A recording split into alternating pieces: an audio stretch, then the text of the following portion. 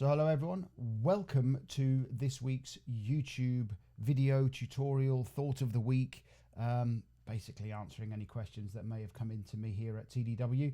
Those of you who are new here, my name is Mike Ingledew, and I'm all about making you successful with your integrated product support strategies, whether that's identifying the right software solutions to support your projects, identifying the right outsource suppliers, or indeed just developing your skills or helping you identify the right standards or specifications. You've heard that a million times before here on this channel. I still can't get it right. You know, all of the good tutorials on how to create a YouTube video say you should have some kind of buzz line or intro. That's mine. It's not particularly very good. And so anyway, I've got controls here, controls there, and stuff going on machines behind me because I want to talk about something that I think generated a little bit of discussion. A couple of weeks ago, I'll put a link up above me, I did a video on some of the low-cost tools that I use here, basically day to day at TDW, and that generated some good discussion, good debate, and some comments into me, and as well as some of you were asking for links. I seem to have forgotten to put some links in the video. Again, if I mention anything, get in touch with me, certainly if I forget to put a link anywhere. But there was a couple of good questions around how I use Robohelp, and some of them were saying, well, Robohelp, surely that's really old technology now. Yes, it's been around a long time in one form or another. For me, Robohelp, I have some very specific use cases on what I was looking for from a piece of software, and I'm going to share with you why I use Robohelp, give you the use cases, and then I'm going to kind of give you what sold it to me. Why did I buy it? And so I'm going to do a Robohelp versus MadCap Flare here, and I'm sure that some people will get very animated about this. But one of the comments that came into me, and thank you for this, was it was really interesting that I mentioned Robohelp, and could you explain a little bit more why you use it, and why you didn't use something like MadCap, or don't you just use something like S1000D? Very good question, and I'm going to come on to some of the things I subscribe to, some of the things I don't subscribe to. And, you know, I'm all about trying to be, we're a small company, so I have to be very efficient with the way that I work and how I allocate my time. So in this video, I'm going to help you understand a little bit about what and why I use Robohelp for. But a few little disclaimers. I have not looked at MadCap for a little while now, and I did have a license, a full license of MadCap, and I've still got some portals actually, which are in the old format, the MadCap format, that I still have to try and migrate back over to Robohelp. But I have not looked at MadCap for a very long time. And by the way, if anybody on the MadCap team want to reach out to me and show me if I mention anything that's factually inaccurate, reach out to me, and I'll be more than happy to take a look and do an update on the YouTube channels here. So, but just caveat number one, I've not looked at MadCap for a little while. This is not sponsored nor endorsed by Adobe. I know the guys at Adobe, I know the guys at the TechCom suite, and that doesn't mean to say they're my best mates or, you know, whatever. I know them to ask questions. I know them to get in touch with. They're not sponsoring this. They're not paying me to say this. They're not asking me to say this. And so it's important that you take that away. And what is important here is I'm not making any claim to any of the software tools that I mentioned. So MadCap obviously belongs to those guys. Adobe own Robohelp, etc. So and I think it's really important that, you know, this is my opinion and you guys can have a different opinion. What's really important here is that when I'm going around and I speak to the software vendors or I speak to some of my customers, a lot of people actually do use the tools that I mention on this channel. So, but this is my opinion. You can have a different opinion. Comment below, get in touch with me. but don't shoot the messenger here, because I am not trying to start a bun fight here. So before you start bashing your keyboard and getting all upset, I don't care. I don't care which software tools are used by organizations. I care that they do the job they're meant to do at a price that's acceptable. And, you know, we're not spending our time trying to get the software to work. And I'm currently putting together a YouTube video on software in our market, specifically in aerospace, defense and space, looking at, S1000D based software and some of the challenges and frustrations that I'm seeing. I'm just trying to figure out a good political way of doing that. So it's really important that you understand, I don't care which tools you use. I just care, or tools that I use, I care that they do a job for me. I care that they do it in a way that enables me to do my job, doesn't disable me from doing my job, I think is what I'm trying to say. So before you all get upset, because I know some people do get really upset, and some people get very, very emotional about, tools, and, don't even start. Let's not talk about FrameMaker versus other XML editors, or, because some people get very, very animated about this kind of stuff. Personally, I think life's too short. So there are a couple of use cases for why I use Robohelp, and these are kind of my typical use cases. And one is clearly, I'm a content creator. I create content, I deploy content, and I share content with my customers. So Robohelp helps me do this in a multitude of different ways. And I have done a free set of tutorials, link down below, on an alternative to S1000D. If you're a small project looking for affordable technical documentation that can give you a kind of low investment but high impact technical documentation, maybe go look at Robohelp. And I've done some tutorials on that, and they're over on our website, so you can have a look at that. So what I use it for when I'm content creating is I am using it to actually support the training process. And I've got a little example at the back end of this that I'll show you, kind of a screenshot of what I'm doing.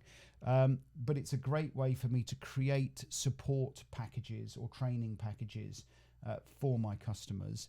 And something that we've not talked about on the channel, but we will talk about on the channel, it's on my list, mini lists of videos that I want to do here for the tube, is creating self-help or creating knowledge bases.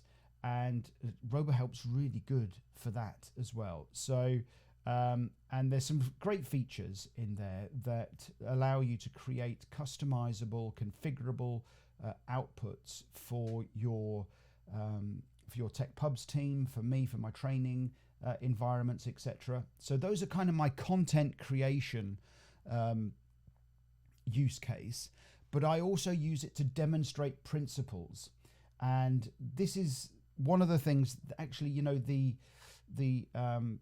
the principles that are available to us in S1000D, and S1000D in many respects was the forerunner, the kind of driver of this kind of methodologies. You can replicate in Robohelp, so structured authoring, modular authoring, applicability, those kind of things, and we can replicate that. So one of the things we can't do particularly easily is things like process data modules, which you have to have specialist software for. But I can demonstrate principles in nearly said FrameMaker then, don't throw any buns.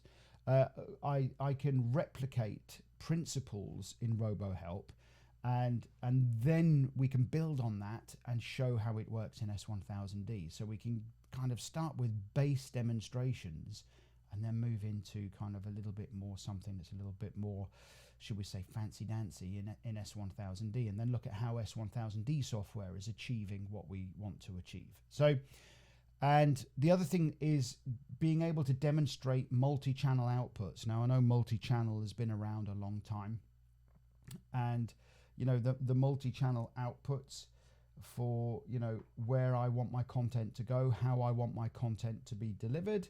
And so that's kind of my two main use cases for using Robohelp.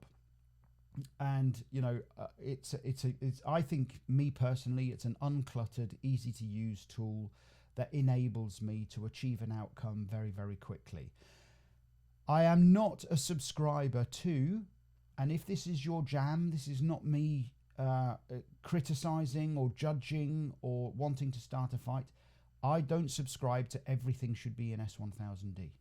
Okay, if you want to create your software user guides in S1000D, go fill your boots. If you want to, you know, write the menu for your next dinner party in an S1000D data module, go fill your boots. I actually don't care. I personally don't subscribe to everything should be in S1000D. And some of you do, some of you don't.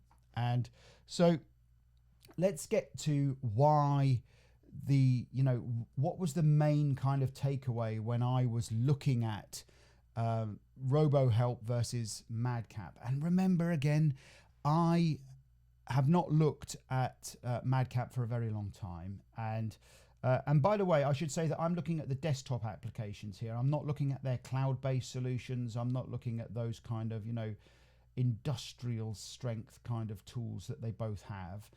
I'm looking at just the simple kind of desktop solutions that I can use. So in Robohelp, you can create configurable content in an ergo S1000D applicability in an easy way, and we can show and demonstrate applicable content. So what that means is I can say in my trade, I don't want to give away too many trade secrets on here, because I know that some of you are deeply interested in how I do my things here. But you know, if I'm delivering a 2.1 S1000D training course, and then maybe a week later I'm delivering a 4.1 training course, through configurable content, I can filter that content and say, okay, now here's all the stuff that's available to us in 4.1, and we can go on and look at that. But also we can do product configurations in there as well. So I can demonstrate that very easily in Robohelp.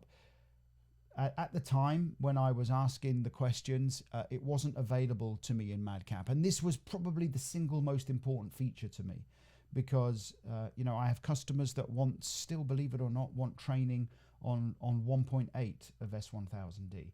And so I need to be able to configure that content. I could and can emulate S1000D principles very, very easily in Robohelp. And you can do that in MadCap. For me, it was just far more intuitive. It was far easier in Robohelp.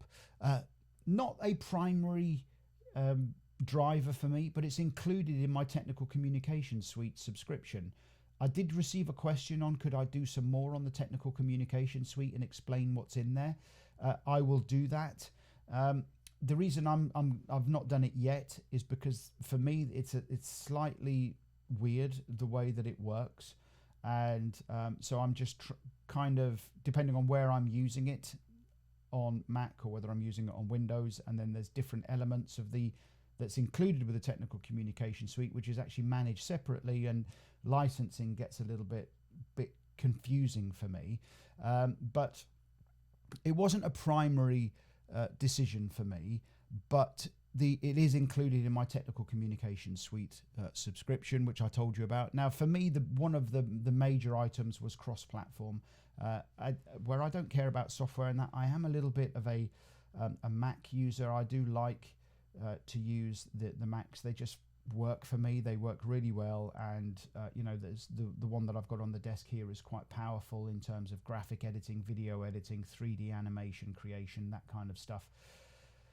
So and my MacBook Pro, which I'm pulling the slides from on here, it means that I can actually take Robohelp on the road with me without having to drag a PC along as well.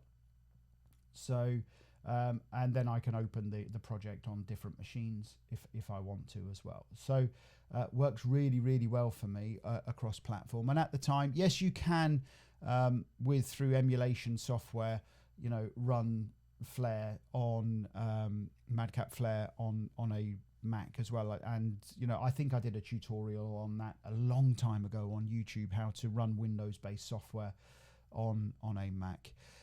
The output customizations from Robohelp are really, really powerful. And if you've done my Understanding XML and S1000D training course, we talk about why are we doing all of this kind of stuff. And those of you who've done the training, I've got a slide that says, here's our source, and here are all the places we can go and what we can do with all the content. And a lot of that can be achieved in software like Robohelp and MadCap, to be fair. So, so the customizations of output in Robohelp for me is just clean and easy to use. And if you're familiar with things like style sheets and working with style sheets and how to modify them and update them and change them and those kind of things, you can really get it doing nice, modern, clean stuff very, very quickly. For me, Robohelp is just clean and modern, and it just works really well. And it's uncluttered. They changed the way that it worked a little bit from older versions of Robohelp, which I struggled with initially, trying to figure out all the different tabs and that kind of stuff. But it's just clean, it's uncluttered, and I can create a project and create a wiki or some kind of knowledge base quite quickly for a customer. That maybe those of you who have done some of my training know that I'll leave you with a wiki and say, right, now go and deploy this wherever you want it to be. And so it's modern, it's uncluttered. For me, MadCap was should we say, it was a little bit dated. It was a little bit older look and feel for me. And we have the export options from Robohelp and indeed Flare. We can go to several different deployments, and those are, some of you have done some of my tutorials where I've looked at how we can embed the HTML5 content from, and in fact, the guys at Adobe helped me with this a little bit as well, was that we could take the content from Robohelp and embed it in a mobile app, and which was something that we achieved quite quickly. And we could create the content in one place in Robohelp. I could put it online, I could put it in an app, I could create chats, I could do all sorts of things with the content from Robohelp. So for me, I don't want to come across as a fanboy, but these were the kind of my main reasons why I chose to support my use cases of how I was using, or I am using. Robohelp is kind of one of those tools I'm in pretty much every day, updating some of my tutorials and stuff. So to just kind of give you an idea of what it looks like, here is just a screenshot from my S1000M training, and in here I can have glossaries, and I can have the some nice kind of collapsible menus and maximizing screen real estate. It's HTML5 output, so I can send the link to students and say, have it on your mobile phone next to you. So if I mention an term, an acronym, or a business rule, they can go and look at it in the portal while we're learning about it and training about it and those kind of things. The authoring courses, we give all of the XML examples in here, for example, and you can copy and paste it into your particular exercise that we might be working with. So the skins here, this is actually a skin that I've just published. I actually published this yesterday, where the skin is just out of the box Robohelp. It comes with a set of skins that you can use, as does Flare, and then you can customize those to make it look and feel as you want. So those of you who've done my authoring course, you know that it's all very bright yellow and very TDW look and feel. But we have changed our logo and that recently, which now means that I can I'm going to just one logo change in one place, and it propagates throughout the whole kind of portal, if you like, when I publish it again. And those of you, when you come to my training courses, it says welcome to your training, and then it has your company name. That's just a variable that I use inside Robohelp, and that means that I can change it all the way around the portal, and it looks like it's customized to you, letting some of my secrets out of the bag. So that there, without trying to start a bun fight, without trying to start an argument with anybody who's a fanboy or a fangirl of one or the other, those are my use cases. Those are why I came round to using Adobe Robohelp. And again, it's not endorsed. I'm not suggesting you rush off and buy this stuff. Just make sure it works for you. Although I can tell you that without fail, on all of my training courses, you always ask me which software tools I'm using to create my training content. Without fail, everybody asks me. And that's one of the tools that we use to really bring you closer to the training and to the learning content. Hope you found that one useful. Give me a thumbs up. Let me know down below. Do you use MadCap? Do you use Robohelp? If the guys from Flare or MadCap do see this and your software has changed, reach out to me and show me your wares. I'll be more than happy to take a look. So there you go, guys. Hopefully that answered your question. Speak to you on the next one. Take care.